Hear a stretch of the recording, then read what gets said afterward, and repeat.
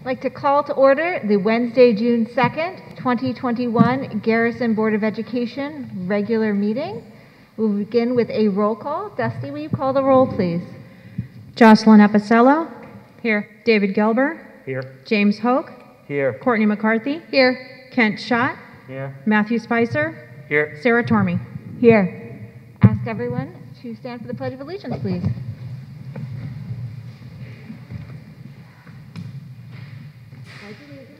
To the flag of the United States of America, and to the republic for which it stands, one nation, under God, indivisible, with liberty and justice for all. Okay. I'll try and be as loud as possible this evening, and let me know if you can't hear me. Next on the agenda, we have accept agenda changes. Do I have any changes? I would like to make a motion, if everyone's into it, to move public comment to after the presentations. Do I So have moved. it? Thank you. Seconded. Thank you. Okay. Be it resolved that the Board of Education of the Garrison Union Free School District hereby accepts the agenda as amended. All in favor, please say aye. Aye. Nays? Abstentions? Thank you. Okay. You guys hear me okay? You're making, all right. Thank you, guys. All right, next up, we have President's remarks. I will begin by acknowledging that the board has received numerous letters and emails from parents and staff. We will give these letters serious consideration, and we appreciate your feedback. The board recognizes that there may be some confusion in the community regarding special education and the staffing changes in the 2021-2022 budget, which voters approved last month. Before our special education presentation this evening, I would like to offer the following statement. The Committee on Special Education, CSE, is a multidisciplinary team that makes recommendations in regard to special education programs, as well as related services and aids for students based on their needs. In accordance with the federal and state guidance, the CSE team meets at least annually to review students' IEPs and to make recommendations for programs from that point forward. All IEP recommendations are forwarded to the Board of Education for approval. And the district's administration is responsible for the implementation of students' IEP programs.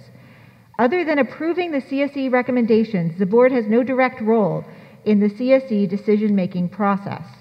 The district determines its special education staffing levels based on the CSE's approved recommendations. It is important to understand that this is not a top-down decision-making process. Therefore, appealing to the board for additional special education staffing is not productive. As a public school district, we must always respect the integrity of the CSE process. If the CSE appropriately recommends a special education program that requires additional staffing, the district is certainly prepared to increase staffing as needed. The district will respond to the CSE's recommendations once they have completed their annual review process. The district cannot set quotas for IEPs or hours spent in various programs or aids in order to increase or decrease staffing levels. We have an obligation to respect the integrity of the CSE process. Tonight's special education program presentation will focus on the review process that was undergone this year and programming. We cannot address specific students, cohorts, or personnel matters in this public forum. If parents, community members, or staff have further questions, I encourage you to speak with the administration outside of the board meeting.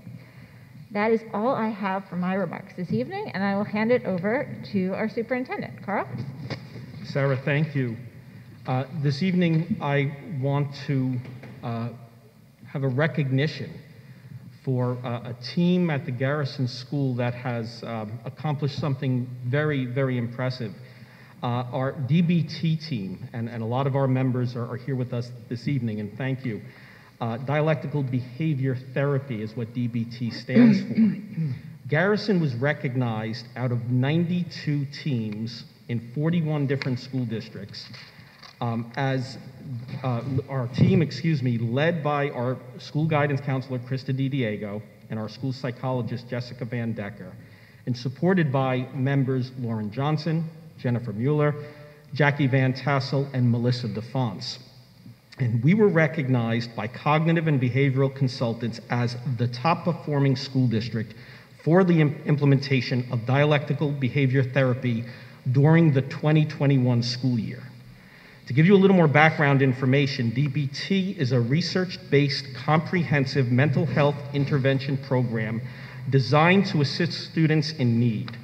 The Garrison School consulted and partnered with cognitive behavior consultants for training and support in the school's program. Garrison adopted the DBT program as an intervention to address the increase in mental health needs of the student population and to proactively address burnout and stress in clinical staff.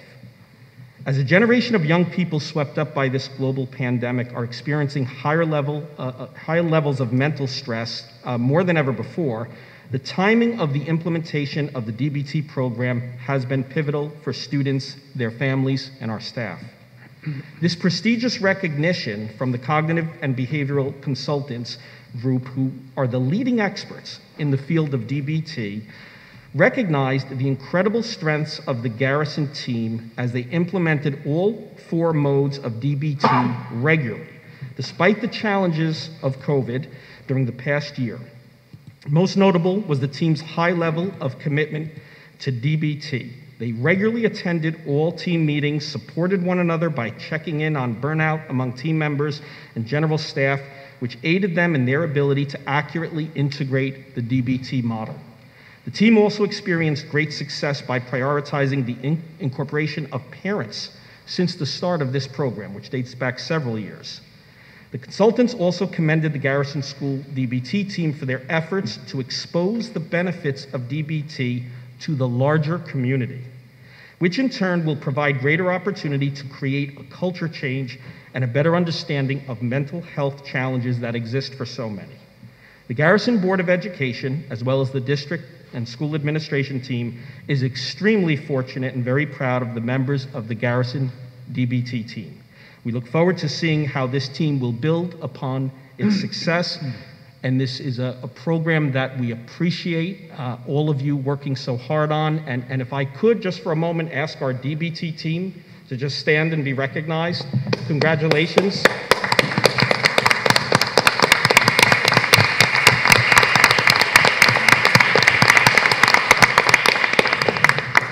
Thank you very much. Sarah, that is all I have for this evening. Okay.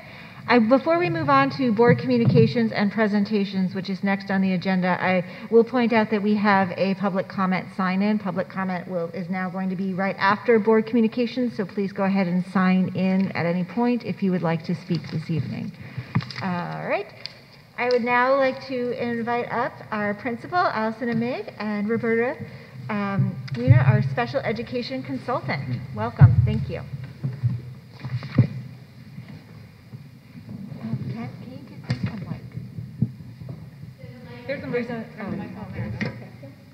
Can you hear it? Yep. Maybe hold it closer. Hello. Yep. Yes, you got it. Thank you. I want to start by thanking the board and Garrison School District and the administrators for the opportunity to work with this wonderful administration and staff. My name is Roberta Weiner, and I am working as a consultant in special education. I started over a year ago before COVID. I was called by Debbie Jackson, and we talked about all the things that... Okay, I'm sorry. So, okay, sure, I'm sorry. Hold it closer to your mouth. Hold it a little closer. Closer? Okay, sorry. Thank you. You need me to start, or do you want me to go on? Should I repeat? Okay, that's fine, sure. I started over a year ago when Debbie Jackson was here as an interim, and I've worked with Dr. Jackson, and we talked about the different things that could support special education at the Garrison School District. We talked about supports, evaluations, an overview of what the needs are. Then COVID hit. And so it was stalled. I did a few PDs online when things were very new. And then met the new superintendent and your new principal. At that point, somewhere around the beginning of November, we talked and looked at ways to approach this. And so we felt that working with Allison, Allison would work with interviewing every one of the teachers to get an understanding and start to build relationships with her teachers. From there, we moved into working with the response to intervention, which I understand Allison already gave a presentation to the board about that. So I'm not going to go over that unless you want to use some of that. We'll co-present, yes. Yes. So as part of the beginning stages when I first arrived here, I was really eager to delve into response to intervention and work with the interventionists that we have here already at Garrison. And we recognized that we had a lot of students who were struggling still from regression naturally from the pandemic, and we needed a lot of students to be entered into response to intervention so that they can receive more support services. So we have a really dynamic intervention team, and we were able to get that off the ground and implement reading instruction and math instruction for students who potentially could be at risk. So that program was, started, and it's in full motion now. We have 4 interventionists right now that are working alongside each other, and they're not co-teachers, but with their teachers, and they are doing a great job with the students. So the students are responding to the interventions. Many kids have exited out. Some kids continue to struggle. And it really helps us to gauge what are the resources that kids need, and also what are some of the resources that our teachers need. So the next presentation that I'm going to give a little bit later talks about a math program that will help our interventionists and give them some more materials so that they can teach the students who are perhaps like struggling in mathematics. So I'll get into that a little bit later. But one of the things that we are closely doing now is just monitoring those students that are in RTI and monitoring their progress using a lot of data. So the decisions that we make, we make our decisions grounded in sets of data. So we use reading assessments, teacher observations, our STAR assessment, which assesses math and reading. And then we come together to the table in an organized fashion, and we just talk. And we just talk it through, and we say, you know what, we still see a gap here with this one particular child in reading, or there's still a gap in math. And we try to problem solve. It's really like a problem-solving model approach, and the classroom teacher and the interventionist work together to reflect on that data and then make decisions on whether or not a student should exit or stay within the program, or move within the tiers. So that's like the first place that I started when I came here. Thank you. I just want to point out that in the red part of the triangle is the general education classroom with Tier 1, and then with further information and data, you go to Tier 2, where teachers are specializing on what that child needs. And then you go to Tier 3.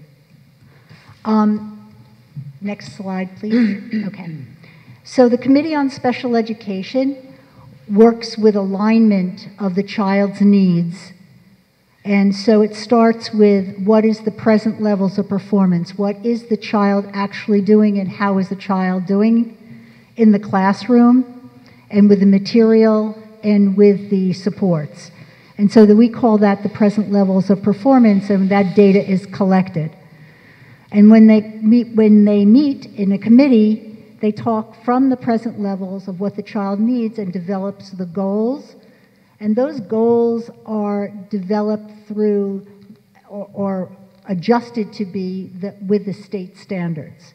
So they are goals that meet the standards of New York State for the grade level that the child is in.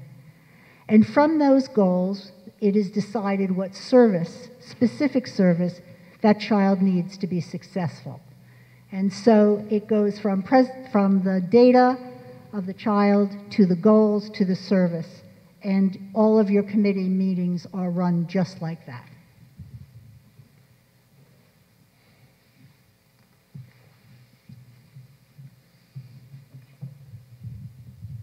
So some of the accomplishments that we've achieved this year collectively, we've reviewed individual students' evaluations and academic present levels of performance and alignment with IEP goals and accommodations. So basically what this means is, we have a set of goals that are designed for students based on their academic performance and data, and we make sure that the goals are aligned to a grade level standard. Most of our students, all of our students, are in inclusive settings in a consultant teacher direct model, accessing their regular gen ed grade level standards. So one of the things that we discussed is making sure that our goals and our accommodations are all in alignment with the actual program too that the child is in. So we also review IEPs. We reviewed 504 plans. 504 plans are not IEPs. These are for students that have maybe another diagnosis of some sort. It could be ADHD, it could be anxiety, and through a 504 plan, they could be given accommodations. So we review 504 plans, making sure that kids are getting those accommodations. RTI procedures, which I just explained, and behavior intervention plans. Some of our students are actually, doing quite well and have been on behavior intervention plans. We use a service called Vital's Behavior, and Vital Behavior, they're experts. They come in and they help our teachers craft very specially designed behavior intervention systems that motivate children and really kind of harness their motivation by looking at all of the different variables that could contribute to a child's overall behavior. So it could be a sensory issue. It could be that the child's trying to escape or escape a demand or seek attention, or maybe they're wanting some sort of tangible. And sometimes it's none of those things, and sometimes it's more psychiatric, and it could be a mental health issue, which is causing, a behavior.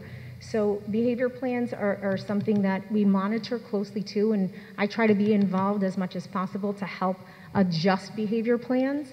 If we start to see that a child is not doing as well, we look at all the variables, the instruction and the motivation, and try to build out different ways in which we can motivate children and de-escalate and bring their behaviors back to baseline.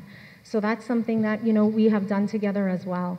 I did also do a lot of conversations, in my office with teachers to find out what is consultant teacher direct? I'm new here, fill me in on what this model is, and how about resource room? Tell me how that's going, and what are the needs? And there are a lot of needs that we uncovered. For example, common planning time is a need that is uncovered, that in our master schedule, which we're going to be working on, is a need that we need to have our teachers work more collaboratively to, get a better output from and a better outcome from our students. So I do a lot of observations in classrooms too. I pop in regularly to see the kids. I feel really proud about my relationships that I formulated with the kids. It's been pretty awesome. They're in my office a lot, and a lot of times for good reasons, not for a lot of inappropriate behavior, but for appropriate behaviors. I see them regularly in their classrooms as well, and I conduct teacher observations and provide feedback. I observe CSE meetings and 504 meetings. I try to go to as many CSE meetings as I can, and RTI meetings also. I think it's just really important for me to be involved, with all of our learners, from the very, high-performing learner and also our students who are really still struggling. And we do have kids that are struggling and trying to uncover, why? Why are our kids still struggling? We identified a need for differentiated math materials. We have interventionists that are so dynamic, and we realized that there were not enough materials for some of our RTI specialists, and that they were like pulling from various resources, and the resources are great, but not perhaps in alignment with, let's say, the program that the classroom teacher might be using. And it makes it really hard for RTI teachers to do planning. It makes it hard when you're spending a lot of time, trying to access from lots of various sources. So that was a need that we're uncovering. More reading intervention programs beyond Wilson. So, for example, we have some struggling readers who might be using Wilson, and Wilson is a very multisensory, hands-on approach, to reading, but there are kids that still struggle in that, and so what would be next? What other, multisensory reading programs are out there that could best serve our most struggling reader? So, can you hear me? I'm just at the end? I'm sorry, yes, I'm sorry. Professional development opportunities too. For us, it's like, I would love to get more opportunities for PD and continuing writing good IEPs. And I was privileged to be a principal in a special education school for 5 years, and writing IEPs was something that I absolutely loved doing. So again, I'm a learner too, so engaging in that process with teachers. Future professional development sessions, really defining the consultant teacher direct model, and it's a very adaptive model where teachers are going in and they adapt instruction, as they go in, and so providing common planning time for teachers to be able to do this effectively is, again, future professional development. Understanding accommodations and modifications and alignment, again, in the IEPs is something that I'd love for us to be able to engage in. And also using more positive behavioral management techniques within the classroom. There's lots of different strategies and approaches and ways in which to engage kids who are really struggling with behavior. And that's like internalized behavior, maybe due to frustration because of academics and things like that. And again, professional development in mathematics and reading and writing instruction. So, and here we go, future plans. We'd like to also get some parent input and put out some surveys for parents on what future workshops parents might need and want. Additionally, obviously, what teachers are going to need and want as well. What I'd love for us to do is partner with the PTA and also conduct our parent workshops for, the next upcoming school year. And then we've got the building. A little bit about building bridges? Carl, do you want to speak a little bit about building bridges? Sure. Allison and I have had some discussion about a wonderful program named Building Bridges. And it actually started in my home district of Mamaroneck. And it is a program run completely by volunteers. And it's been spreading to various districts throughout this region. And basically what the program does at every grade level, volunteers come in, they pick 1 week out of the year, usually it's in February, and volunteers teach about people with different abilities and with things like vision impairment, hearing impairment, children with autism, at every grade level. ADHD is another topic. They learn about a different disability, and it's an education for children. I think it fits in perfectly with our equity, diversity, and inclusion goals. So it is something that we're researching, and we're hoping to partner with the PTA and members of this community that I do know have a lot of expertise, and our faculty, of course. And I think it is something that would be a perfect fit for Garrison in many ways and benefit children tremendously. in building empathy and understanding for various disabilities. So that is another thing that we're hoping for next school year, especially with COVID seemingly behind us at this point, not completely, but things are improving, and we're optimistic that maybe we can open up that type of program in the 21-22 school year. One of the other things that are planned is to write the special education 2-year plan that will be presented to the board sometime in the fall of 2021. And I want to just tell you what a pleasure it's been working with Allison, who has expertise not just as administrator in a school, but also as a special educator with a deep understanding of what it is to provide for all special ed students and those students that are struggling as well. So at that point, I want to thank you and the board. Oh, thank you. Thank you. I'd like to open it up to the board for questions now. Allison and Roberta, if you don't mind. Do I have questions from any of the members? Jocelyn? Hi, thanks for all the work you've done. I can't believe you interviewed every single faculty member. Not every single faculty member. But Almost every single faculty member, but good work. I guess a couple questions. It seems like you want to be involving the families more. Upcoming. Yeah? Back up. I'll turn this down. Okay, I'll try this. No one else used this. I just breathed on it. So it sounds like a future plan is to work with families more, the parent workshops, and I'm assuming that involves then also working with the students more to evaluate, how the program is going.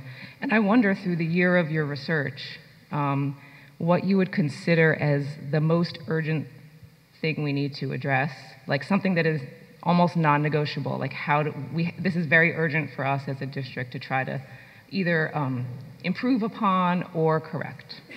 Or there could be nothing, but I'm just curious if there's anything that kind of rose to the top for you.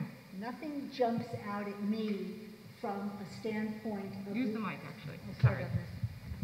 Nothing jumps out to me that is by not in compliance by either the federal or state compliance. Everything that you seem to be doing is in the right direction and seems to be academically correct for the students. Of course, nothing is perfect. This has been a very difficult year for children with disabilities, but Garrison's done a wonderful job of keeping kids involved. So nothing comes to my mind. So something definitely comes to my mind. I feel like one of the biggest problems and issues is the master schedule in particular that does not allow for the kind of time that it does take for a consultant teacher direct model, I think, to be, it could be so strong if teachers had time to sit and think and plan and not feel like on the fly. And not that I'm suggesting that all our teachers are on the fly, but it's a hard model. It's not an easy model. But it can work, and it can work really well. And I try to give like release time for PDs, and because I'm realizing that it doesn't fit in the master schedule because there's no common planning time. So that like Krista Diego and I, we talk about this ad nauseum, and she and I are like, we can do this. Well, how about we try that? And so we're trying to delve into that master schedule to see how we can make that work so that, in the end, the teachers get that time so the impact is greater on kids. Let me just do a quick follow-up.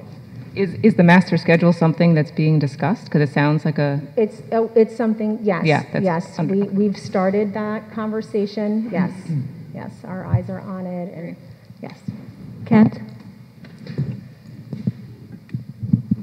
So what is the 2-year plan? What does that entail? Was there a 2-year plan before? Yeah. A 2-year plan is a review of every district of the state of New York and how you are servicing children with disabilities. It talks about the continuum of services. It talks about the people that are participating in supporting the Committee on Special Ed. It's basically the nuts and bolts of special ed for every district in New York State. So is there currently a 2-year plan that we're working through right now? Or is it like every 2 years you build a plan, Every it's a 2 template? years, every 2 years you update it with the new personnel, with the new programs, with the new interventions that you're using. Okay, thank you. We're still with questions on the board. Questions will be open to the public later. Do I have other questions from the board? James? So, Roberta, I wanted a question for Allison and Carl, actually, in relationship to our consultant here. What has, this is a fiduciary oversight question, what has working with Roberta brought to you? What kind of insight, what kind of perspective has Roberta been able to provide the district? I'm happy to start. So I was thrilled when I was transitioning with Dr. Deborah Jackson. She first introduced me to Roberta. We met up in the pavilion, and I never met Roberta before, but I knew of her reputation. She has extensive experience. She was for many, many years a director of special education. Now, I believe, still a professor at Pace University of Special Education. There's decades of knowledge and experience. What we did, though, initially, Roberta was brought on thinking that we might have a principal who was not well-versed in special education. That's probably more common than someone like Allison, Emig, who has extensive special education experience. So early on, when Allison came on board, we decided to shift our approach. And instead of Roberta taking the lead, we knew Allison had that depth of knowledge and understanding and expertise in all those years as a special education teacher and principal. And Roberta served as giving us guidance. We met regularly, giving us research and background and discussing what things should happen first, what should we. And look, one of the most important things was relationship building. Allison and I are both new to Garrison this year. We had a lot to learn. So we thought it made sense, instead of Roberta meeting with our key faculty members, that Allison take that lead. So we did shift the approach, James, but Roberta has been guiding us every step of the way. And just, a person, again, who brings, a wealth of knowledge and bouncing ideas off of her. Her knowledge also of federal and state law. We talked a lot about that. And as Bobby said earlier, again, not to be repetitive, but Jocelyn asked, what is a glaring, high priority? Garrison is in good shape. We're doing excellent work, and as far as being compliant with all the state regs, I feel good about that based on what we've seen. But you're always striving to get better. There's always ways to refine your instruction, your model, your process, and I think that is the focus going into next year. But Allison, I know Bobby brought a lot to our discussions. Do you want to add to that? Yeah, I mean, she's a wealth of knowledge for me. She's been in this business for a long time, working with kids of all abilities. And so for me, I love when I have access to Bobby, whether it's just on the phone or she'll come into my office when we started allowing visitors, just so that I can bounce ideas off of her and say, like, this is what I'm thinking about, this one particular child. I'll have like my own little case studies. Like, I have a child and they're struggling in this particular, reading or writing, and then we'll talk about like Judith Hoffman, or we'll talk about multisensory reading instruction. And it just gives me that, like, it's checking myself, and also she'll provide research, the research that you did, and provided for us when we did the PD. So, and that helps me a lot, making decisions grounded in research and expertise. David, did you have a question? I'm wondering, because I have only a superficial understanding of special education, are there comparable districts to ours that have a fundamentally different approach to it? In other words, are there philosophical differences between districts, or is there basically a consensus about how to do special education? Yeah, I hope I don't. The answer to that is the state regulations dictate how the special education is conducted. And that's pretty regulated, and everybody follows it. Some districts give more, some districts give less, but nobody is shortchanging children with disabilities that have IEPs, ever. 504 is also regulated, and that's a little bit of a different regulation. But basically speaking, a district can always give more to a student or to any student, and to general ed student. But no, it's not, there's not a lot of difference. There's just not. Thank you. Do I have other questions from the board? I actually have a question.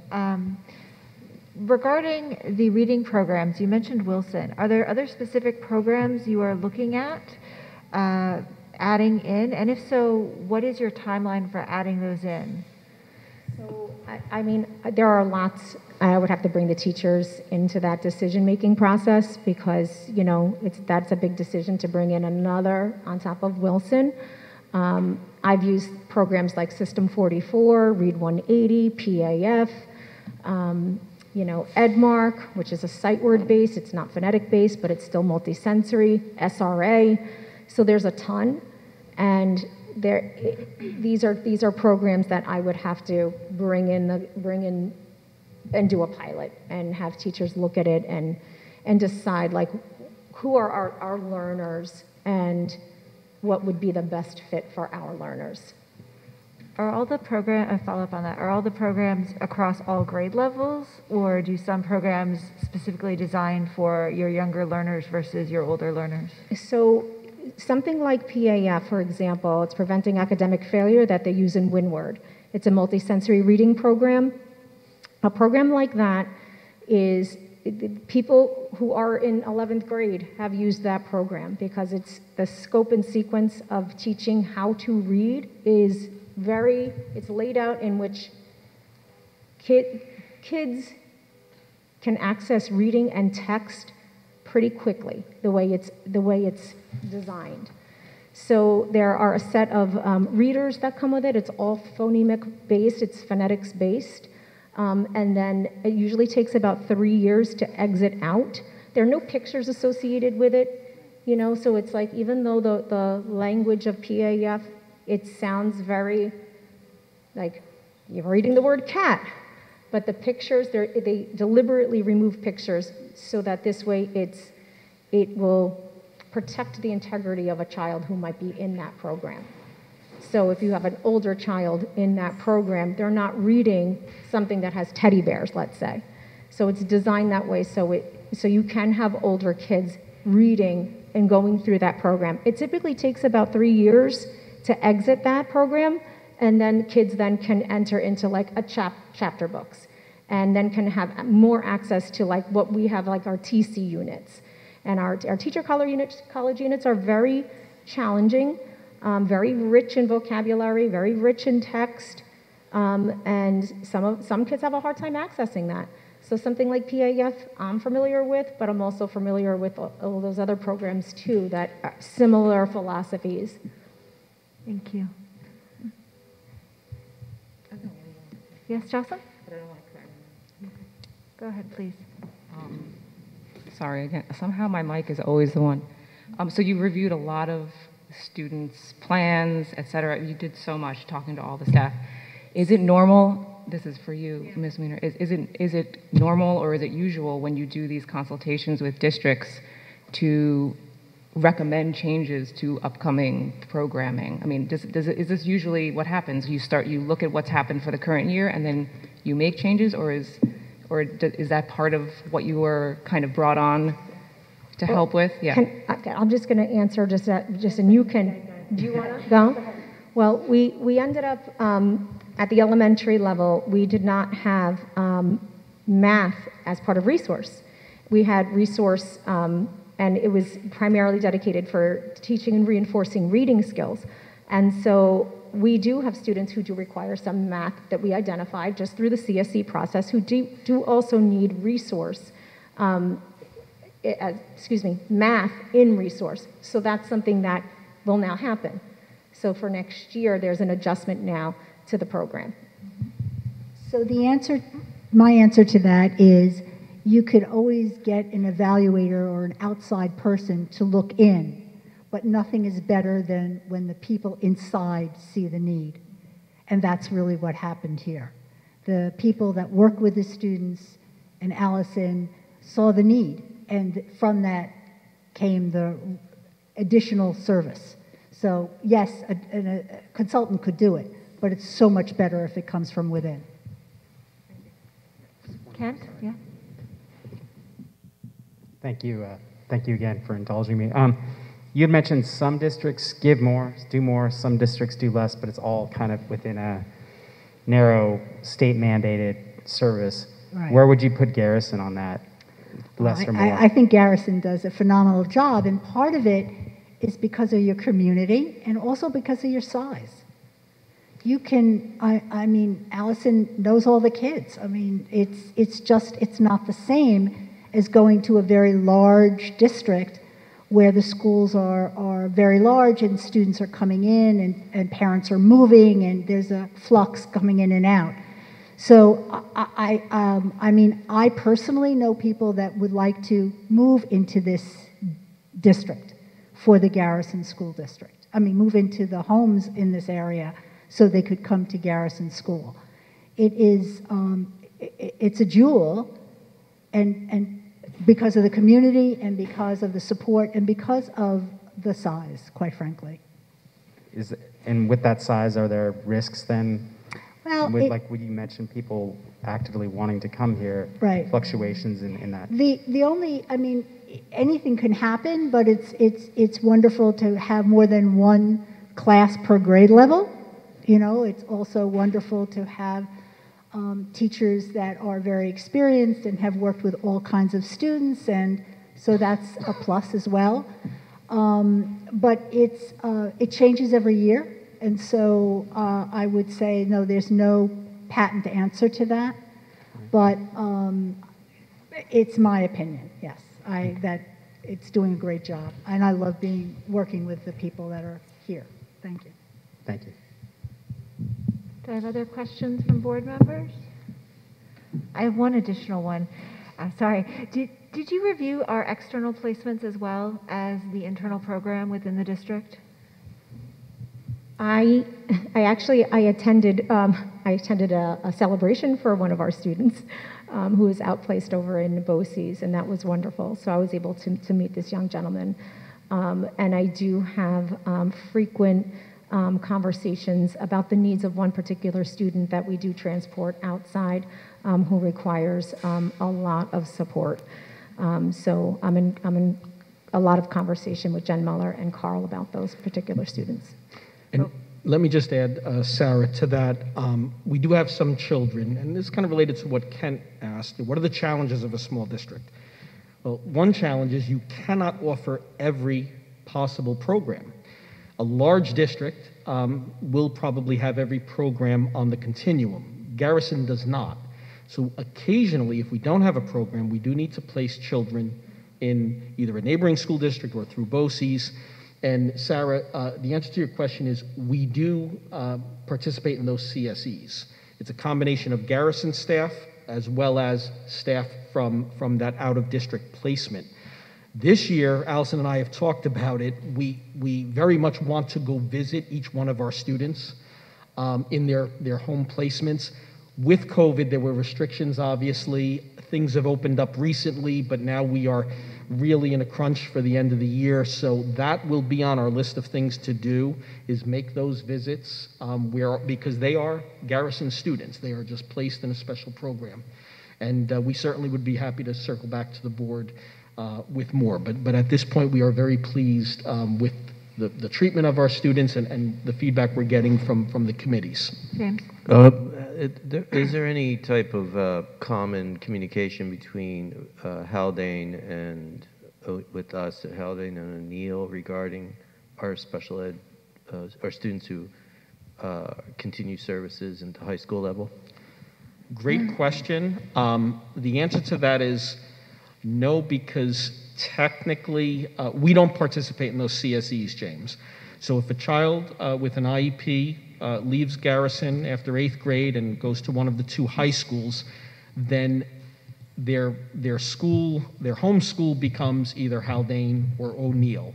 And we do not collaborate on those CSEs. And there's a lot of privacy around special education, so they do not report back to us on their progress. And that is more of a legal matter than anything else. And one other last question for me is, if you consider special education, within the spectrum of, let's say, RTI, 504, IEP, that whole world, what percentage of our students are engaged in one of those?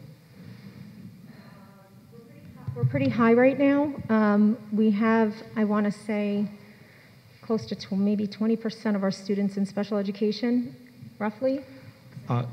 Yes, but the good news is that there have been a number of students declassified just recently. Yep. And that only will occur with a reevaluation and us being absolutely certain that they've made the growth and progress where they no longer need special education services. So that percentage may have dropped a bit. And annual reviews are still taking place. So that is something when the year is over and annual reviews conclude and we finalize IEPs, we can get back to you with a firm percentage. Okay. We should be around like 13 to 14%. Kent? So just that's what we should be, or that's what you're expecting? That's a range. The range is between, Like- usually around between 13, 14 to 20%. So as the new guy, I'm learning that there's a lot of state mandated things that happen. When you talk about students graduating out of the process, how much of that is templated in very, prescriptive versus subjective, and who has influence over that, and how does that work?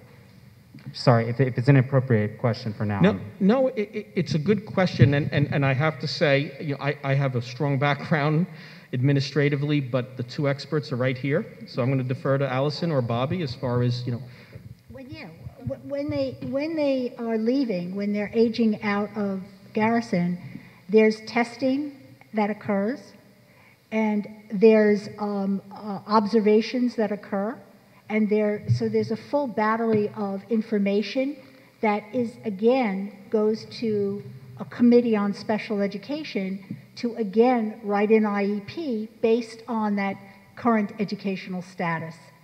And then the school makes their decision how they're going to service that child. But there's a host of information that goes from not just that year and that testing, but also the back IEPs as well. So there's a whole history of that child. It's a little like going to the doctor. It's just not one visit. It's the whole history. One question on that. How often does it happen that parents and the school disagree on whether a kid needs to be in special education, and how is that resolved when it does come up, or does it never come up? Like on a declassification In other words, the classification? school decides that the kid doesn't need special education anymore, but the parents think that. I haven't Child had that still happen does. yet, where a parent said they didn't want special education. I haven't had that happen to It would be me. the other way around, I would imagine. And I haven't had a for declassification. Those are celebrations, so I haven't had a declassification. Excuse me. Excuse me, we're going to keep this to board comment right now. Yeah. I didn't know if it was a declassification or like a classification. That's why I was asking for clarification. David, you can clarify your question. Well, I just was curious to know if there's a disagreement about whether a kid should be in special education. If, for instance, the school thinks the kid no longer needs special education, but the parents still do, how is that resolved? First of all, does it happen? And how is it resolved if it does happen? So you want to go ahead? I don't mind taking it because I have been in that situation, and all these decisions have to be based on data and on evaluations. It can't be, well, I feel, or I think, or I want. You need to base decisions on evaluations and data. And what I would always recommend, if there's a disagreement over an evaluation, the evaluation doesn't qualify a child for services, David, there is always an option of going for an independent evaluation, and the district can support that. That's in collaboration with the family. We can select, it's kind of like going for a second opinion. You go to a doctor, you're not sure about the recommendation, you want a second opinion. There is something in place. It's actually part of special education law. So there is a process for when that occurs, and you get that second opinion, you come back to the table, you convene the CSE, you look at that evaluation and the results, and hopefully at that point you would come to consensus if it shows still that the child doesn't qualify. Usually in my experience then after an independent eval, you reach consensus. I've never been in a place where I had to go for a third opinion, so to speak, or a third eval, but I would think that would be an option also. So that is how it's handled, and it's a process. Do I have any further questions from the board? All right. Thank you for all of your time and energy. Roberta, we really appreciate your being here this evening. I believe next up we will segue directly into our K-8 mathematics program presentation. And Allison, that's you again. Thank you, Bobby. Public comment was moved to after the presentations. It's not a public hearing this evening. Public comment will be after the presentations this evening.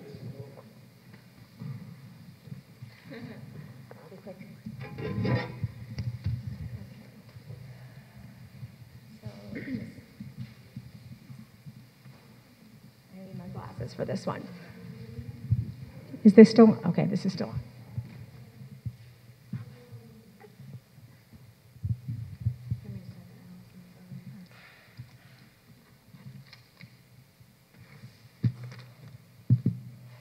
Okay, so this year, one of the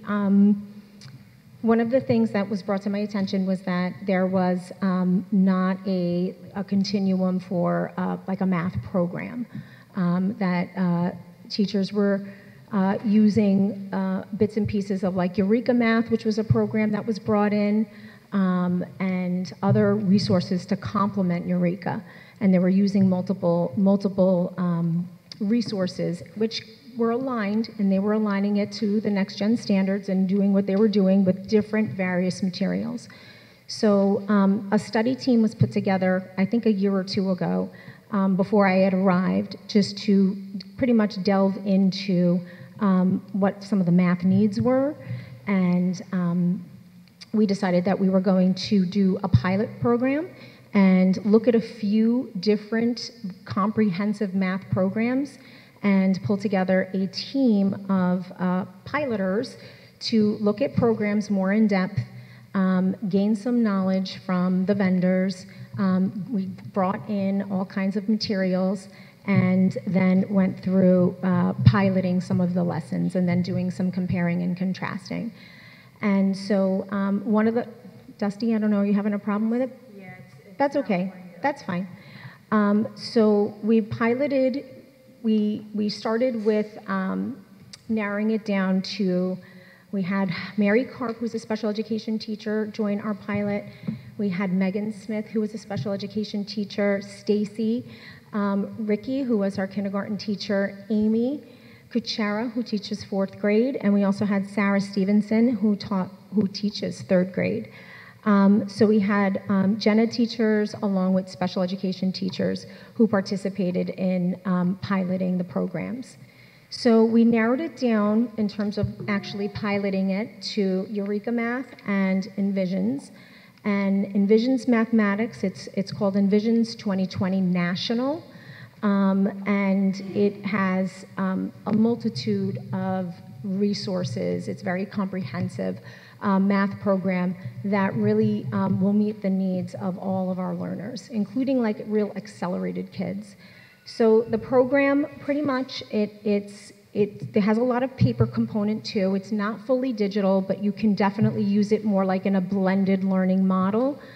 So I'm going to go, if you can go on, you can go to page,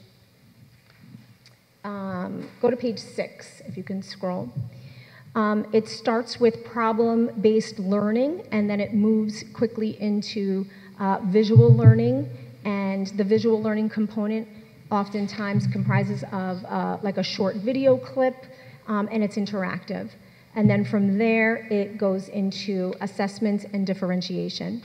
So that is basically just like the learning model. So once a teacher, and that would be like a classroom teacher would be delivering that lesson, let's say whole group, and they're posed with some sort of problem, and it's oftentimes a problem would be given via video, and it engages kids in a deeper conversation.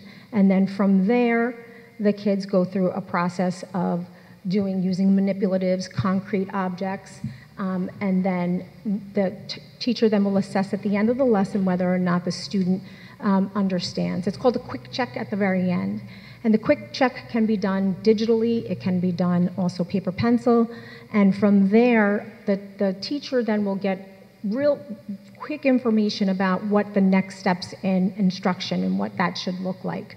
And then can then use and design math centers and differentiation for all level learners at that point. I'm going to have you turn to page 8. So it offers, the one thing about the program is that it offers multiple exposures to a particular concept. So if you have a child who's really, struggling and they just can't get it and they just are not understanding, there's lots of different digital and paper tools that you can use so that this way let's say our RTI teachers, our response to intervention teachers, can use additional materials that will align with the classroom teachers' materials. Also, our special education teachers will also have designed materials for the students that they work with, but it's all built part of this one system as opposed to, taking resources from other programs and sort of piecemealing. So that is one real, it was a big, one of the big differentiators about this program. When a child takes an assessment, and they have lots of different tutorials, but it's called, I believe, Success Maker. What it does is it will give you all the different levels within the classroom structure, and then from there, it's stored in a database where an RTI teacher can then access, and then the lessons will be given right to that teacher. So it makes it quick for planning. Teacher has immediate access to additional support materials. So that was a big, big feature. It's adaptive. So if, let's say, you want the child to practice a particular skill, and they're either working, if you wanted it to be digital, as the child makes an error, the program will naturally adapt and will then do like a mini tutorial if needed, and then provide, and it's very helpful too to parents as an additional support for parents. It's different, unlike a lot of other programs are more like probes where questions are posed to kids, but there's not like a tutorial attached. But with this, there is a tutorial attached to it as well. There is a heavy component that's built in for language development, which again is, I think, a really nice critical component too. Someone like Marissa Gargaro, who is our speech and language therapist, she's excellent. She's part of our RTI team. She joins our RTI meetings routinely. And when she hears that a student is struggling, let's say with a particular math concept or problem, she will work on math language, math concepts.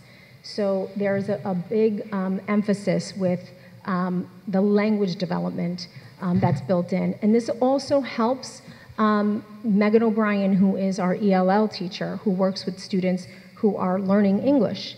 So there's an entire section that is, all the lessons are differentiated for language learners and even students who are really struggling just with conceptual understanding and language-based issues. Let's see. We talked about the differentiation piece, which is really critical. Just bear with me. There's a lot of also opportunities for like project-based learning that's built into the program as well. Different STEM activities that they offer. When students, and I mentioned this just before about another program, but when students are struggling with a particular concept, in the one program that was a real close runner-up, the other program, what you would have to do to remediate the skill gap, you would have to go back like maybe 2 or 3 years in a grade level. So if you have let's say a 5th grader who has some skill gaps and you notice they're like 2nd grade skill gaps, you would have to go into 2nd grade curriculum. And again, the 2nd grade language and the curriculum looks developmentally inappropriate for a 5th grader. Whereas this particular program offers a lot of support material that is specifically for that age learner. There's also things like online fluency games that are built in, reading components. They have what's also called Pick a Project, and the Pick a Project, for every unit of study, the children have an opportunity to pick a project that's typically culturally based. So one project would be, for example, to put together a recipe using fractions, but you're choosing a recipe from your own culture. And so to me, I thought it just is awesome because it gives children an opportunity to kind of bring themselves to the program. So there are like cool little opportunities like that are involved in the program. It's very comprehensive. There are so many resources, but the one thing that it did come with was a lot of professional development as well. And that is one key factor that when we were making this determination in the end is, teachers are going to need time and they're going to need a lot of PD and, we have to have patience with the program. It's exciting, it's new, it's going to be a learning curve, and it just needs to be rolled out, I think, in a way that's going to be manageable for the teachers because there are lots of components to it. And in the end, we'll become more fluid with using it, and it'll be more accessible and not as, because there's so much that we can do with this particular program. I'm excited for the RTI component, which is very chock full, and I'm excited for the special education component. What I also like about this too, that came out just when we were evaluating it, is that when you do a diagnostic assessment and you determine the levels of where kids are at, it'll also give you your highest accelerated learner, and it'll also then give individualized lessons for that accelerated learner as well. So it's not just about, the kids who are struggling or the kids that are in the middle, but what about the kid who is just like killing it in math? They need that kind of support too, and they need differentiated instruction. So this particular program offers that as well. So that is a very brief overview. There's a lot in here. I promise you that as we get to learn it and use it, I'll come back and I'll show you a little bit more, maybe a video or whatever. But thank you. You're welcome. I'd like to open it up to board questions for you on this. If you have, does anyone have any questions regarding the math program? Go ahead. This seems very exciting, and I imagine a little overwhelming, the idea of implementing this. How many years do you imagine? Can you tell a little bit about the process of implementation? It's going to take a while. It will. Like I'm asking for the public to be very patient with the teachers in the learning curve and in the process, because that's what they're going to need. We're going to have a capital project that's starting, and I'm not saying that, learning is going to stop and we're not going to teach, but there are going to be obstacles. The pandemic is still not behind us. We have a capital project. We're rolling out a whole new curriculum that has a lot of components, and I want to be able to do this the right way for our teachers so that the kids don't feel that angst of a new program, because there's a digital component that is going to take time to learn. The paper component and the TE that goes along with it, Teacher's Edition, that I'm not worried about. But all the other integrated pieces will take time. So I want to pace it out appropriately so that it doesn't overwhelm the system and overwhelm our teachers. Courtney? Thanks.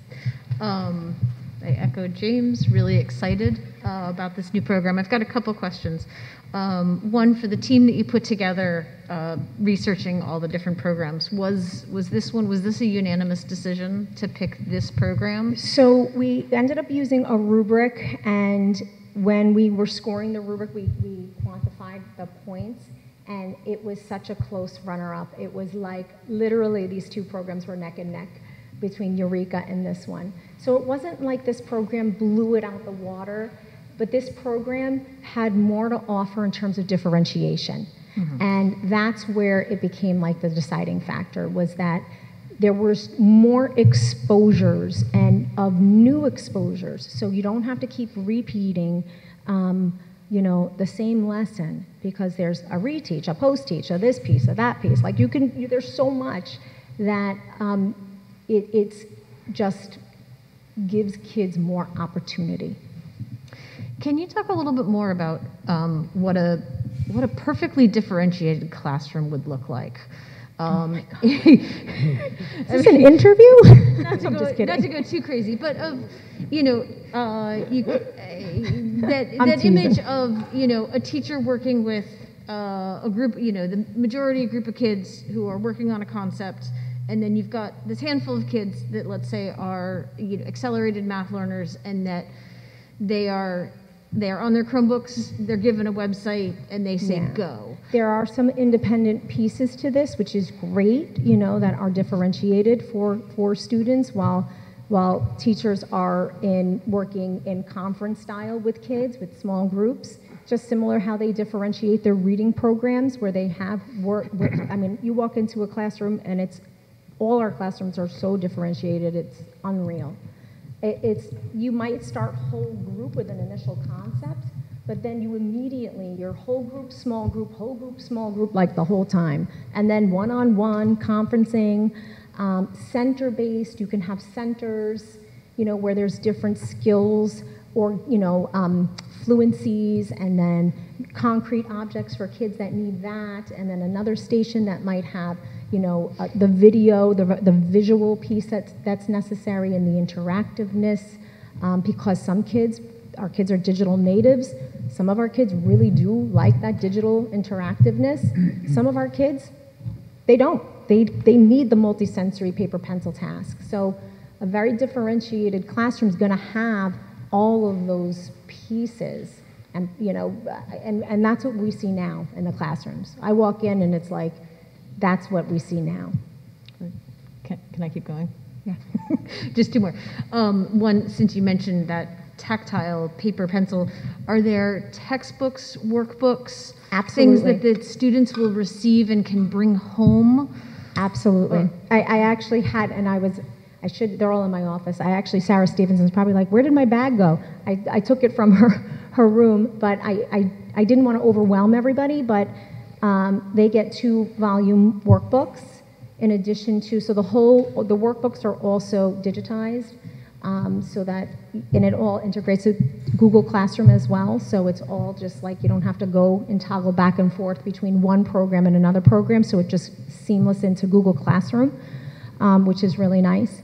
But yes, there's manipulatives that go with the program. The other program that we were looking at that also was a runner-up that came close, you needed like a third-party manipulatives, which, you don't know what you're going to get when you have to go third-party.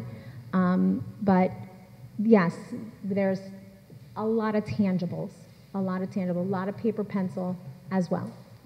Okay, last one. Is how does this fit into middle school? I assume this is a program that, yes, that it grows. can go. Yes, it goes all the way K through 8 with accelerated programs, algebra, regions, all of that. It goes. I just met because I was curious. I wanted to see, what that continuum looks like, and yes, it's the full, and with all the same components. Thanks. Mm-hmm. Do I have other questions? Jocelyn? You mentioned that there was going to be a lot of PD that would have to happen. Does the program or the business that's selling it give an estimate of how many hours of PD would take? I didn't break it down by hours. And they don't give that? I could ask them to break it down by that. Like, I just want to assess like what the teacher needs are right now, and like, and I also, we can partner too with other districts who are real experts at using this. Are there any nearby? That, yes. Yeah. Who? Yes.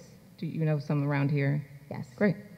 I do. But I am going to start with the vendor. They do offer comprehensive PD, but what the kind of PD that they were offering initially, the other program was wanting to do Zoom, and I'm hoping that our doors are going to be open where we can have, like in the classroom, coaching in real time with students, with the teachers. That's the kind of coaching that I think would be like awesome to bring in, which is what they're able to do. I have one. Oh, Matt, go ahead, please. How interchangeable are these programs? Like, how dependent is a program on the company? And is there a sense of how long the commitment would be at the outset of adapting something like this? Well, right now I'm looking at like a 6-year commitment, because that, they're constantly up, like everybody is, especially with the digitized world. They're constantly adjusting, and they just like added a whole digital piece that aligns with next gen standards. So that was like a huge adjustment for them, and they had to do that for every state, because this program, if you look it up, it's Envisions 2020, but this is Envisions 2020 National, which was recently updated just last year to correlate with next gen standards, and it's a digitized component that like gets totally like infused. So you can go in and like type in a standard, and then it'll pop out like what lessons that you can teach that correlate with that particular standard. But they're going to have to keep updating that. But right now, the quote that I just received was it's for 6-year subscription. Long-winded answer. I think you've touched on my question, but this is fully aligned with the next generation standards. So, yep, they added that component just, I want to say last year, and it's a digitized component as well, and it guides you also where to find, like, you have your digitized component, and then you have your workbooks, and it'll tell you where in your workbooks you need to go for that specific skill, so that it's aligned. Okay. But it is aligned, yes. Great. No further questions, and thank you very much for both presentations. Thank you so much. Okay. All right. Take this out of here so I'm not leaning over as much. And we will now move to the public comments portion of the evening. Before I open it up to public comment, I will call everyone up by the list. Public comment is intended for members of the community to speak openly and voice concerns.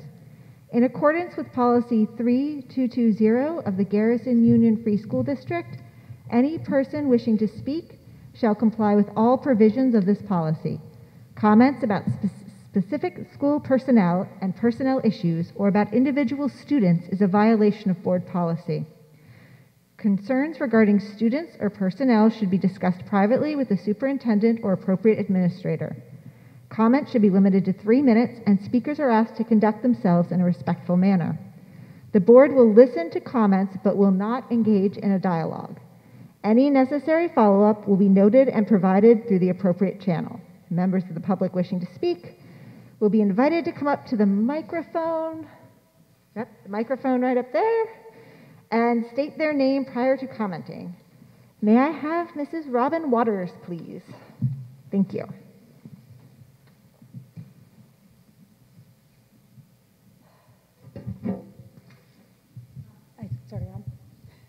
Hi, hello.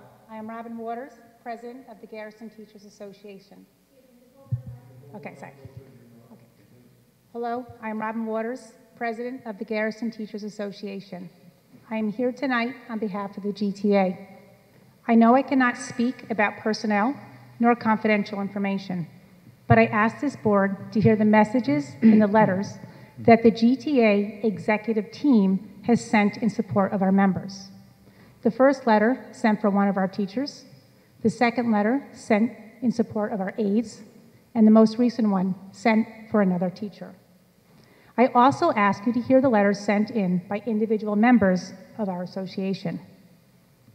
I was openly asked at a board meeting in August how our members felt about returning to school, and I said we were ready. Although scared of the unknown, wondering if we would be risking our health and that of our families, we did what great teachers do. We showed up because your kids needed us. We showed up because we knew how important the social and emotional health of your children is. We showed up because we knew your kids needed to have a sense of normalcy. We showed up because that is how dedicated we are. We've moved rooms as kids have come and gone, giving up our evenings and weekends to do so. We have been quarantined repeatedly. We spent months eating in isolation and remained in our rooms to avoid possible spread so we could show up to work for your kids. We even had to eat in our cars in the cold when no room could be spared. We have packed and unpacked boxes for a capital project, participated in committees, and so much more. We've basically done the impossible. Provide your children an incredible in-person pandemic education. In light of all the amazing things we have done, however, I ask, where's the social, emotional well-being and care for your members? We hear we are valued, but it rings false. Instead of giving us time to breathe and recognize we have already done the impossible, it has not been enough. In a year unlike any other, in which loyal staff have gone above and beyond in more ways than one to give your children the best education possible, new programs and administration have been added while staff positions are being eliminated. Where's the equity in that, and how does this help the kids? Seeing our fellow long-term members so easily dismissed after giving so much has been demoralizing and devastating. In my 32 years working here, I have never seen morale so low and staff so anxious. I have new and seasoned members asking me if they should be looking for employment elsewhere. This is not healthy for anyone, least of all the kids. How do we keep moving forward if we have to go backwards to replace the great teachers and aides and other staff who decided Garrison is no longer a desirable place to work? I feel it's imperative for you to consider the social, emotional well-being of our members and how that translates to your kids. I implore you to reconsider the programs you are adding, the positions you are eliminating, and the criteria you are using to make these decisions. Thank you for listening. Thank you for your comments.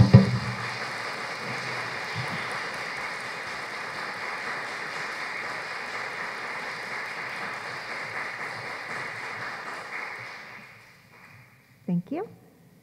Glenn Liebuchel. Sorry if I mispronounced your name, ma'am.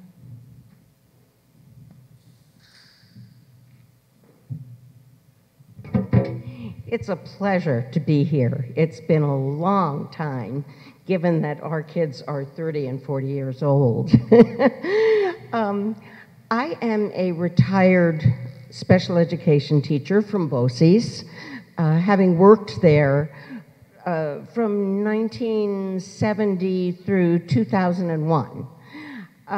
So I feel like one of the grandmothers in this community. We've been here for over 40 years. As a teacher, I know what we give. As parents, I know that you know what we give, especially those of us who keep dreaming about our kids 5 nights a week because it's so in the fiber of who we are. You have got a very small community here. How we think about one another, how we treat one another, and the decisions that we make when we regard what we are going to do affect the teachers deeply. And many of them will not feel that they can say what they think, how they feel, and what they carry inside of them when they come to school every day to be with your children. I know what it is to work with a staff over many years where decisions have been made that have been really demoralizing. I walk up here with a cane, and if I counted how many children I schlepped off of the floor and hugged and supported over the years, and how many kids were runners and went from a classroom with teachers pursuing them to keep their safety intact. When I heard that staff members, senior staff members that have given of themselves the way people do, are dismissed as elders in your community, how do you take care of your elders? And what does it say about this community? That is not who this community is. We are not people that don't take care of the people that have served us and loved our kids. And I implore you to make better decisions about how you treat your senior members and your elders. This is not okay in this community.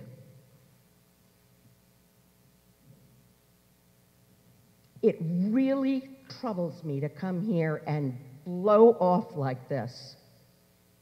And you can give all kinds of reasons why kids don't need certain services. Well, you know what? Then you figure out what else to do with the talents of the people who have spent years working here. What else can they provide? You don't sit your elders in a corner and say you have nothing left to provide or give to us. How does this community allow for that? I don't think so. That's not who we are. And I don't care if something needs to be created to utilize the talents. We need it more than we need a snowplow or people who are paid heavens knows how much money when our aides spend the day in the classroom for $20-some-odd thousand a year. No, that's not who we are. And I think that we need to let the people that are making these decisions know that this is not okay with us and it's not going to happen without some kind of hefty conversation. That's it. Thank you for your comment. Next up, I have Alan Strider. Thank you, sir.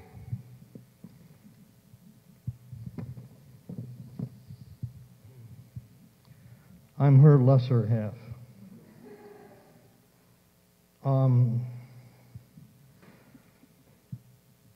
I've probably been on 15 boards over the last 40 years.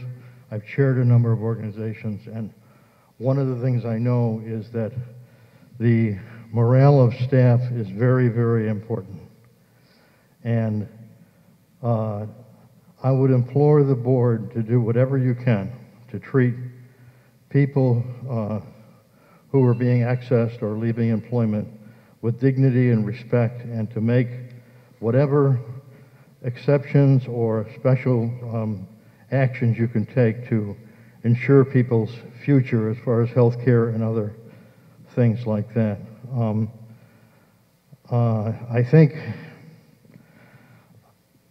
based on my experience, I qualify as not just some guy in the diner. I think there's some reality to what I'm saying, and I would just ask you to take a personal look and personal evaluation of the decisions that have been made. Thank you. Thank you for your comment. Barbara DeLacio?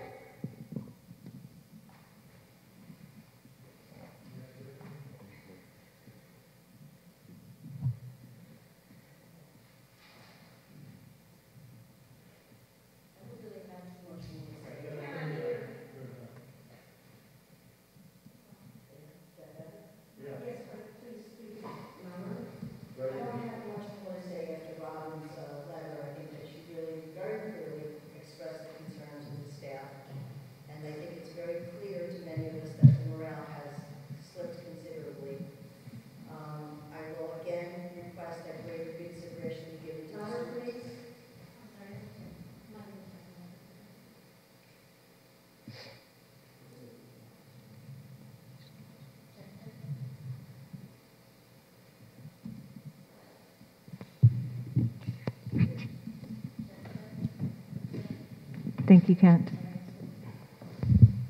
Check. Thank you. Check, check. Is that one working? Okay. Good? Okay. In case you did not hear me, and I know I have a 3-minute window, I don't really have anything much more to add. I think Robin Waters made it very clear as to where the staff are at this point with the changes that have been coming through. I would also ask that greater consideration be given to those students that are in special education classes. I think that they need the supports.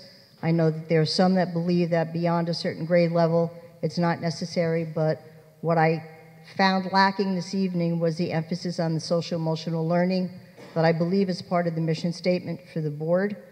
And that's about all I have to say. Thank you. Thank you. Adam Barta?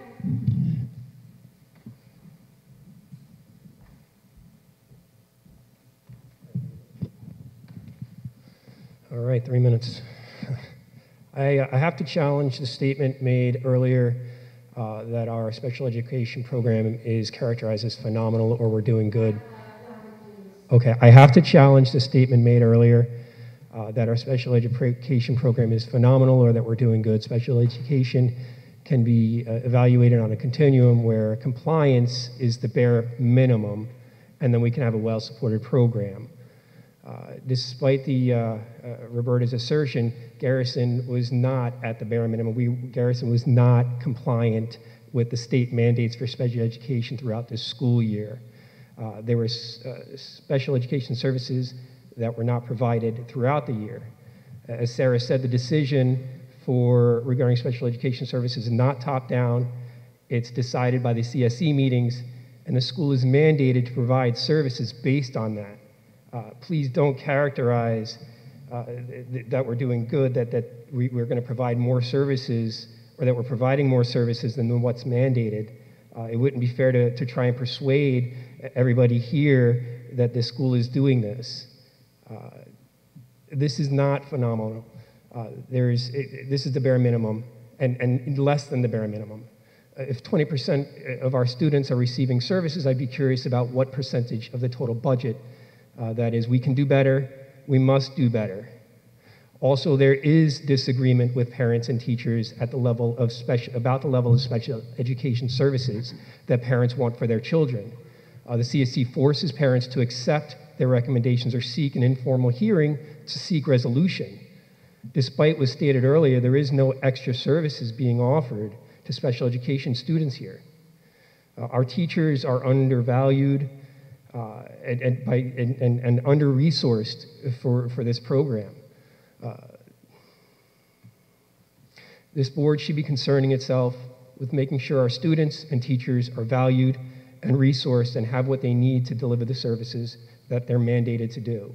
We need more transparency with regard to this. Negligence over this is just, it will be problematic moving forward. I'm hoping that the board can take this seriously and give it the attention that it warrants. Thank you. Thank you. Mr. Barta? Debbie Earle?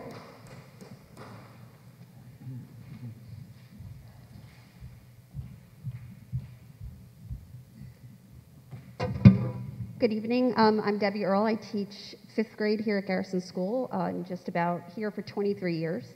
I had no plans on speaking tonight, except something did ring to me as just honestly like a little upsetting.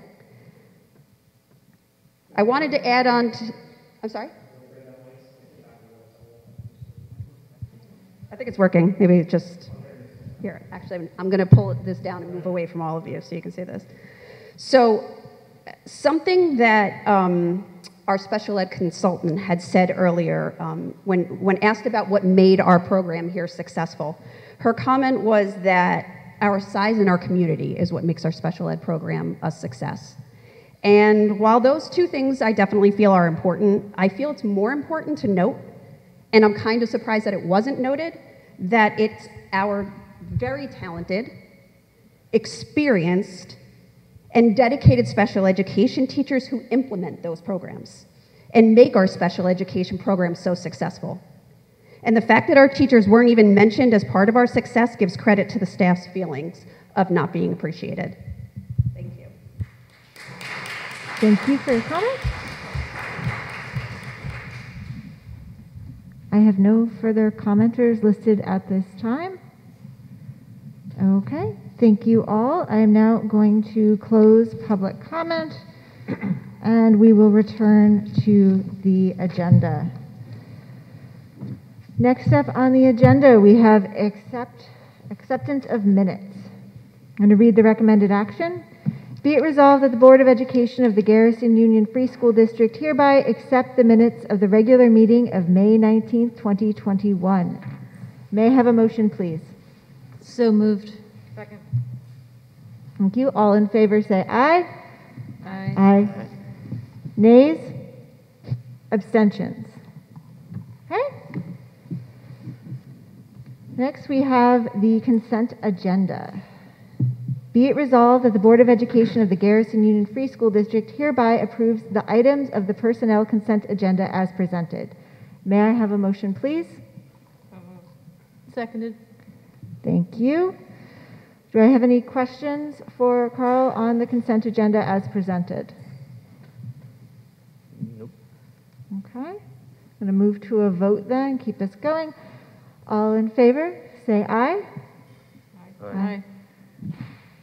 Abstentions? Nays? Okay, thank you.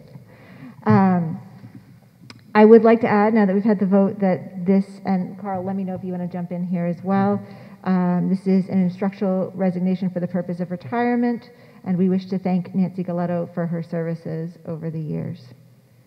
Yes, I will just add, Nancy has been with the district for 17 years, been a part and a leader in many, many initiatives. One probably huge initiative was taking the district from an old paradigm of a computer lab within a library media center and helping the district move to a wireless model where there is technology integration in every classroom. I thank her. That was just one initiative of many, and for 17 years of dedicated service, we wish her well in retirement. Okay. So let me get up here. I'm going to move on to new business this evening. Be it resolved that the Board of Education of the Garrison Union Free School District hereby approves new business items B through G as presented. May I have a motion, please? So moved. Seconded.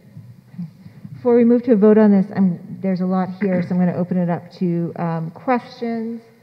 Also on this here, we have the authorization for the capital project, as well as the bids.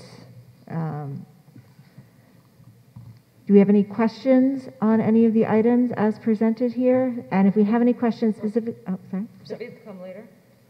Did I mess that up? Bids are separate. They're separate. Oh, I'm so sorry. So, Sarah, I can step in just to provide a little background. In this section... sorry, my mistake. No, that's okay. One item is authorization for approval of change orders for the capital project. This is something that is pretty standard. It's giving authority to me as superintendent to approve up to $20,000 change orders in the cumulative total of $30,000. Basically, what this means is to keep the project moving along, especially this summer, you know, when some of our board members may be hopefully taking some vacation time.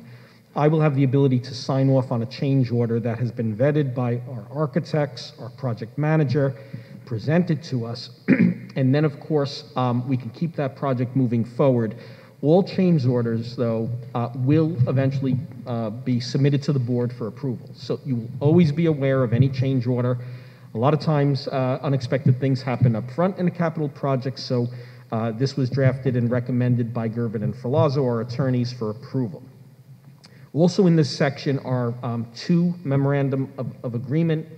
One is with our teachers union, the Garrison Teachers Association. It is approving a one-year extension on the current contract. The terms and conditions are very similar to what our teachers received over the past 3 years. As far as raises, there is a 1% raise and a small increase to health. Also, there is an MOA for our school-related personnel collective bargaining unit. Again, in a similar way, they had a 3-year contract that expires this June. This one-year extension provides a 2% increase for salaries and also a 0.25% increase in their health. This has been negotiated between the two units. It has not been ratified, I believe, by the general membership. It is, if the board approves it, it is pending ratification by both bargaining units. Joe, is there another business-related item that you'd like to elaborate on?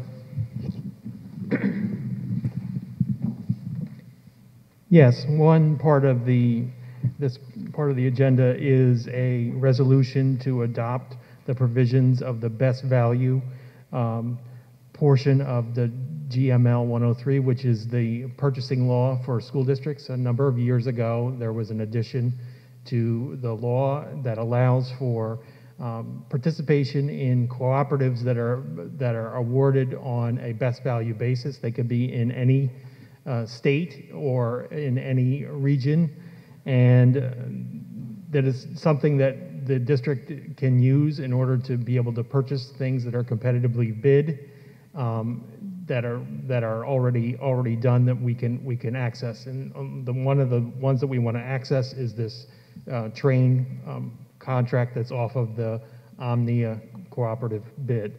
So in order to use that contract, we need to adopt this resolution.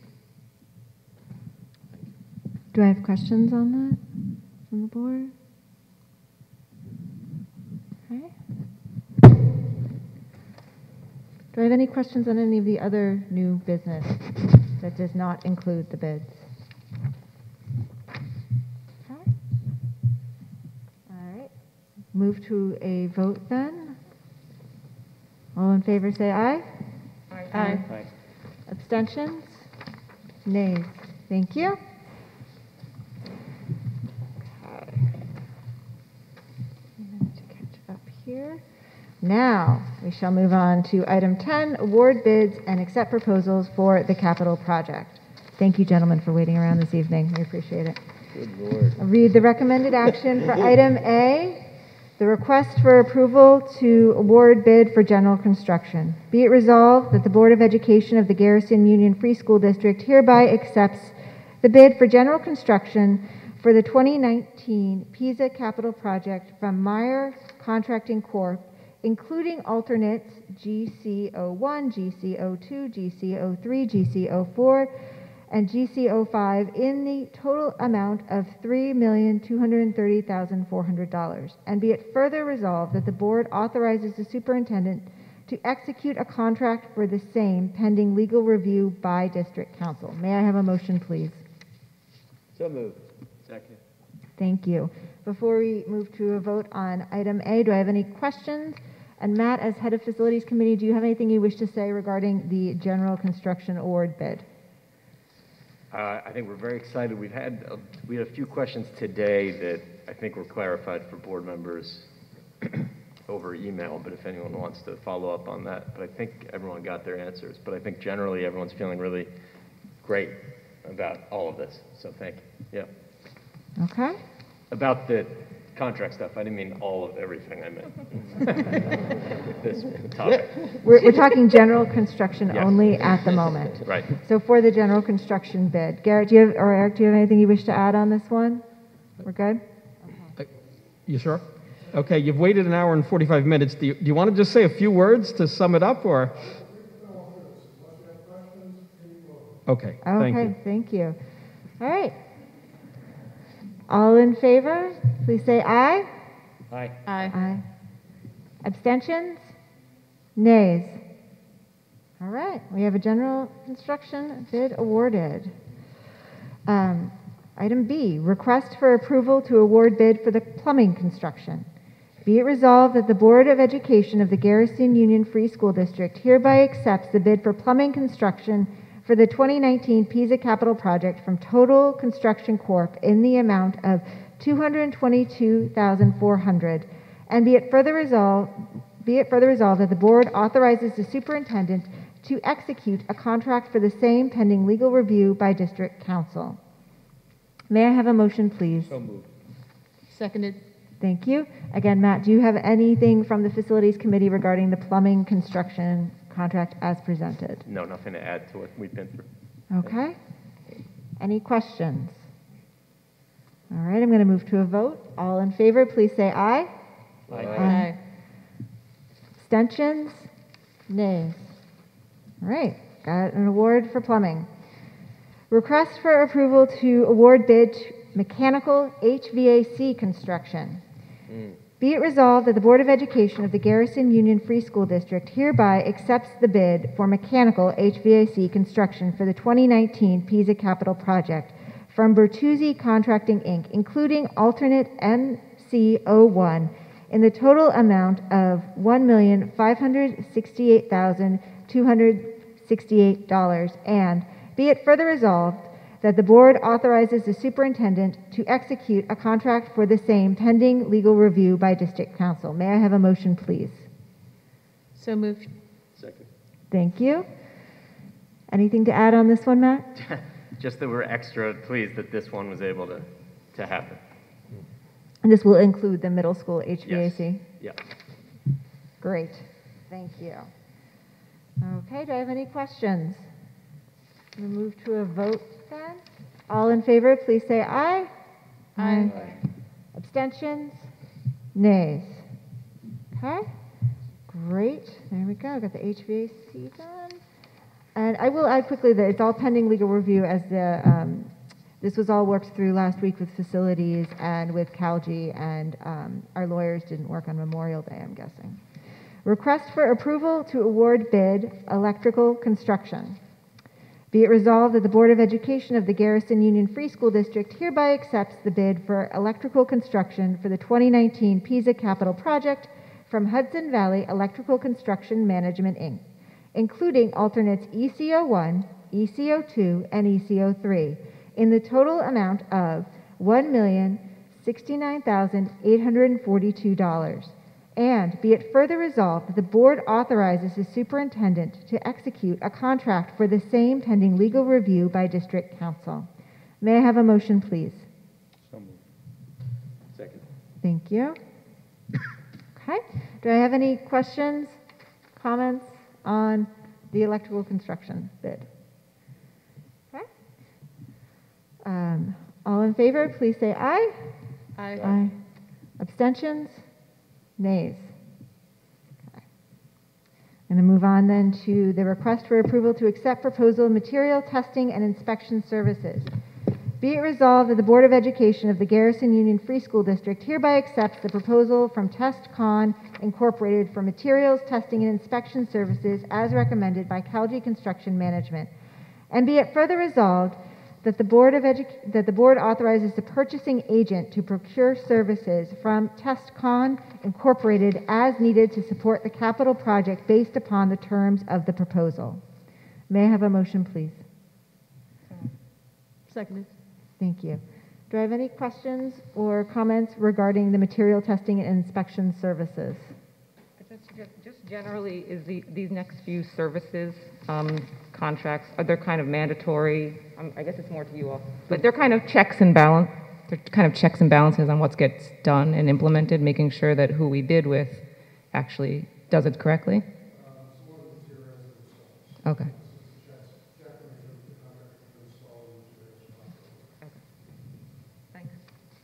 Do I have any other questions before I move to a vote? Thank you. All in favor, please say aye. Aye. Abstentions? Nays. Thank you. Item F, request for approval to accept proposal air monitoring and air sample services. Be it resolved that the Board of Education of the Garrison Union Free School District hereby accepts the proposal from Environmental Maintenance Contractors, Inc. as environmental consultant for air monitoring and air sample services as recommended by Calgy Construction Management. And be it further resolved that the Board authorizes the purchasing agent to procure services from Environmental Maintenance Contractors, Inc. as needed to support the capital project based upon the terms of the proposal. May I have a motion, please? Second. Thank you. Do I have any questions regarding the air monitoring and air sample services? Okay. Move to a vote. All in favor, please say aye. Aye. Aye. Abstentions? Nays. Thank you. Request for approval to accept proposal commissioning services. Be it resolved that the Board of Education of the Garrison Union Free School District hereby accepts the proposal from Mechanical Testing, Inc.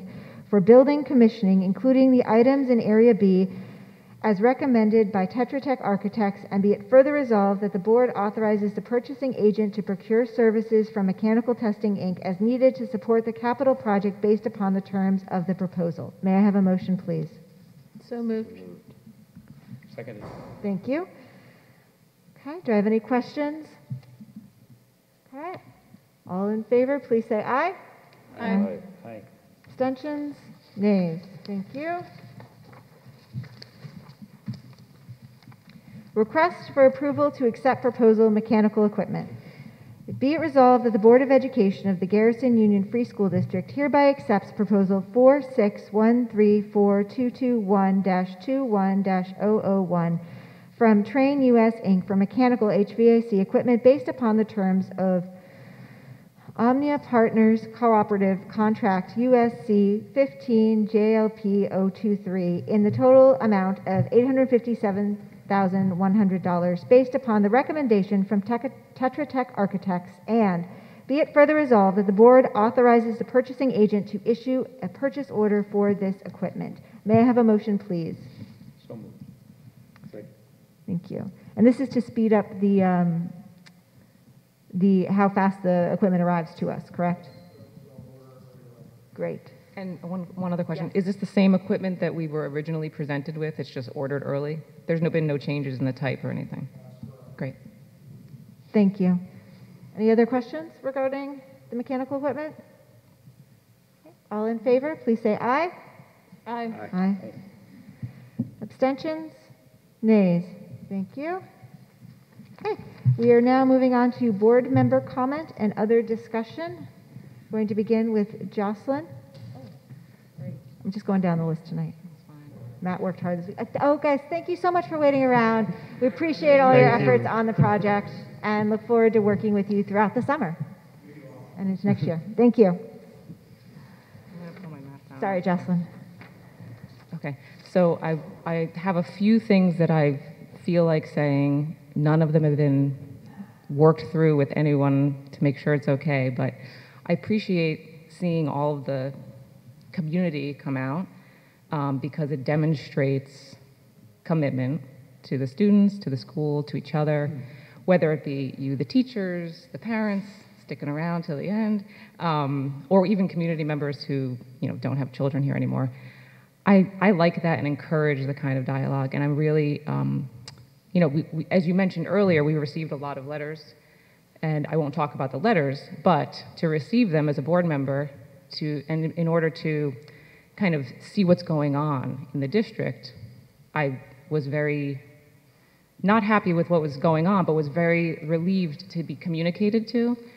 And I sometimes wonder, and I don't know if I'm the only board member who wonders, but how do I communicate back? How do I make sure that people know that they're heard, that we're listening, that we're taking into account lots of different elements? Can't it be a quick email that goes back, or what can it be? And so I think that it may not be a discussion now, but I would love to have better clarification as to what I'm allowed to really dive into when it comes to corresponding, and replying to direct asks. I don't want to seem like I'm a cold person who doesn't reply, because I would like to. You know what I mean? So I don't know if we can talk about it, but I would love to have that kind of discussion at some point as a board. Maybe it's a retreat. I think that's an excellent idea for the retreat, and it is a great question for council as well. And council has already been invited to our retreat in order to help us facilitate those types of conversations and better understand how we communicate with each other, with the community at large, the role of email when used as a board member, and things like that. So, Carl, do you have anything to add to that? Sure. Just that no individual board member has any authority with regards to personnel matters or special education placements, as Sarah very clearly explained. The board as a whole does not participate in that process.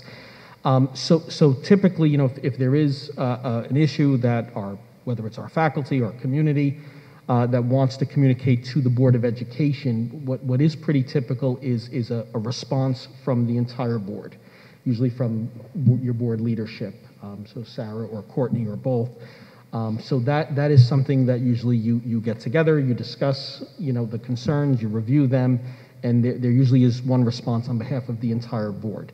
That's not to say that individuals can't have conversations, but I think we need to be cautious, and I do think we want to review that with legal counsel, because there are some do's and don'ts of individual conversations and what topics you can cover. And my apologies for not issuing emails as much today. It's been a busy day. Do I have any further comment on that? Should I move on? No. Okay. On that? Let me see. Well, David's next anyway. I haven't prepared this, but I just want to say that, I heard the comments about morale, but, I really do think it has to be understood or in the context that this has been a remarkable year in which the members of this community, and especially the faculty, have done an incredible job of providing the best possible education for these kids. And I'm proud of all of you and of our administration for what you've done. I'm sorry that people feel that the morale is bad, but you ought to take a lot of pride in what you've accomplished this year. Thank you, David. James, you're up next.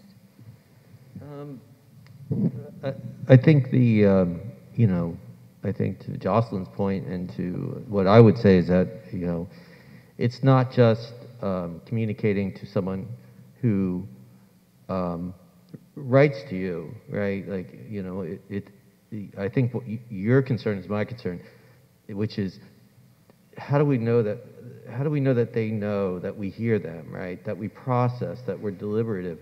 I would say that it's incumbent upon all of us to be deliberative with input, whether it comes from a student, whether it comes from a community member, whether it comes from a worker, an employee here, whether it comes from a board member or administrator or whoever, that is incumbent upon you. You're entrusted to be deliberative, right? Now, I'd say this. It ain't always been so. I know I failed that test in the past.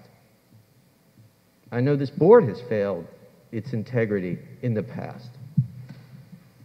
But what I do know, and now that I'm stepping off the board I can say this, is that I'm leaving a board that is intensely deliberative, intensely reflective, when we have the information, when we consider the information, when we approve or enter into dialogue with administration.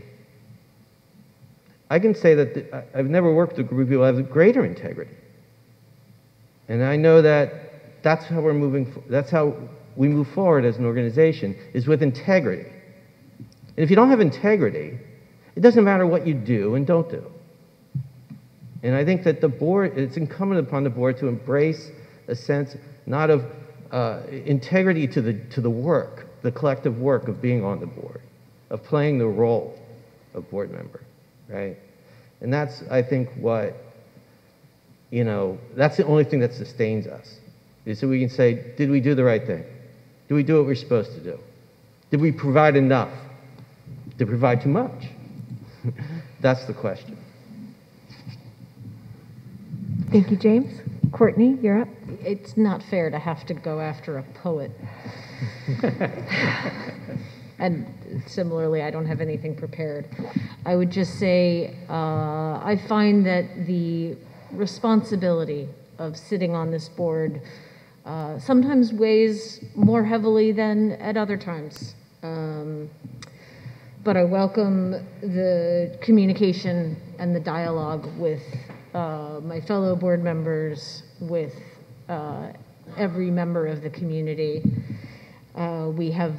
We all play very different roles, but I think that we are all going for the same goal. That's it. Thank you. Kent? I just want to thank the community for coming out, especially on a topic like the CSE and special needs. As a parent, stepping away from the board, as a parent of a child with an IEP, and a sibling of a sister with special needs, there might be 20% of this community that is in this program, but each and every parent feels especially isolated, because that's such a unique struggle, and it's not a communal struggle, it's you and your child, and the teachers, obviously. And so I really appreciate the people sharing their feelings, sharing their thoughts related to the morale. I know it doesn't mean much, but certainly myself as a parent, my children, other parents I talked to have all marveled at the job you've done this year. You should be absolutely so proud of everything you've done despite the circumstances. So please at least take that little bit of recognition that certainly you are appreciated in the community. Thank you, Kent. Matt? Yeah, I would second everything that was said, and with the caveats of everything that was said about the constraints of this role. The last thing that I want, and I'm sure I share this with everybody, is for, in the wake of this year when the teachers and staff at this school and aides and everybody else kept this entire community afloat, and I mean literally kept our kids educated and alive and safe, and were the beating heart of Phillipstown and Garrison, for that not to feel unappreciated, and to feel that that's unheard, and to feel that somehow we could allow morale to go down rather than up, feels like a failure. So I know I'm speaking broadly, and again, with the constraints of the role, but certainly I hear that, and I was very moved by it, and take it very seriously. So I just want to thank the community. Wait, Matt forgot to tell us to be careful about COVID still. I forgot my usual. COVID is not over, and so we should all be safe. Thanks. Thank you, Matt.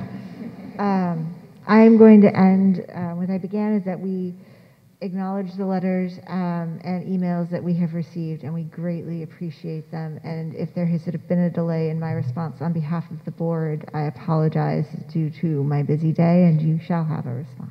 Thank you. Okay, I'm not done yet. Hold on.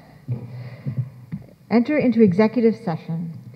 Be it resolved that the Board of Education of the Garrison Union Free School District hereby enters into executive session for the purpose of discussing the school history of particular students in accordance with their FERPA rights, discussing matters made exempt by FERPA, and discussing the employment history of a particular person. May I have a motion, please?